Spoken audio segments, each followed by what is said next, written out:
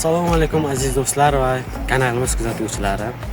Biz bugun Sharsabz shahar ixtisoslashtirilgan maktabining o'quvchilari, men Po'lat Behruz va do'stim Rahim Sardor Sharsabz shahrida joylashgan Amir Temur maydonidagi daraxtlar haqida sizga qiziqarli faktlarni berib o'tamiz.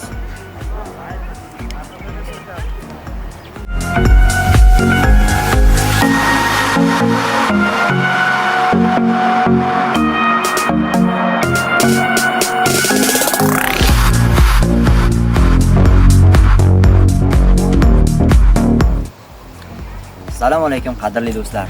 Bugun sizlarga do'stim Behruz aytib o'tgandek, Sharsabz shahrida joylashgan Amir Temur xiyobonidagi daraxtlarning turi, joylashuvi va narxlari haqida turli xil qiziqarli ma'lumotlarni aytib o'tamiz. Xiyobonimizda jami bo'lib 65 turdagi 9822 ta daraxtlar va butalar mavjud bo'lib, bular 2006-yilda ekilgan va bular uchun 1 milliard 249 million so'm pul sarflangan.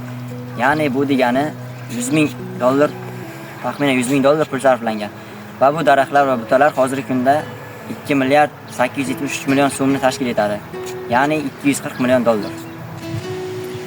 Qani do'stlar, sizlar bilan 65 turdagi daraxtlarning ayrimlari haqida gaplashib o'tsak. Qani marhamat.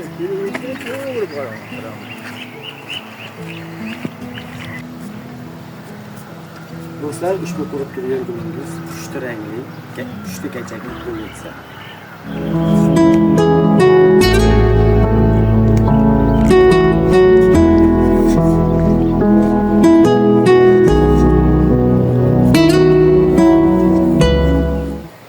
Ushbu butamiz asosan manzarali buta hisoblanib, xiyobon, bog' va hovlilarda ekiladi.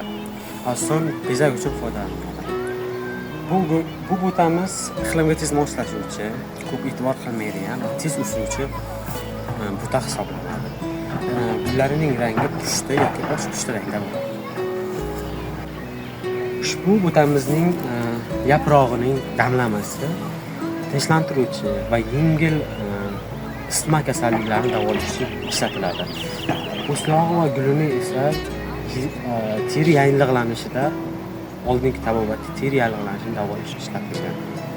Lekin do'stlar, shuni unutmangki, ushbu butamizdan tayyorlangan dorilarni shifokor tavsiyasiz iste'mol qilmang. Chunki bu butamizdan tayyorlangan dorivorlar har xil allergik kasalliklarni qo'zg'ab chiqarishi mumkin. Bizning xiyobonda ushbu butadan 30 ta ekilgan va bu uchun jami 2016-yilda 2,8 so'm xarajat ketgan. Hozirda esa bu butaning tan narxi 2 million so'mni tashkil etadi.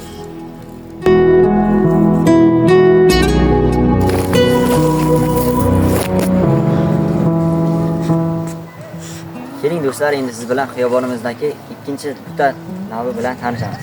Bu butamizning nomi Qizil girdob diutsiya butasi yoki qizil burama diutsiya butasi deb nomlanadi. Bu butamiz asosan bahor faslining oxiri, yoz faslining boshlarida gullaydi.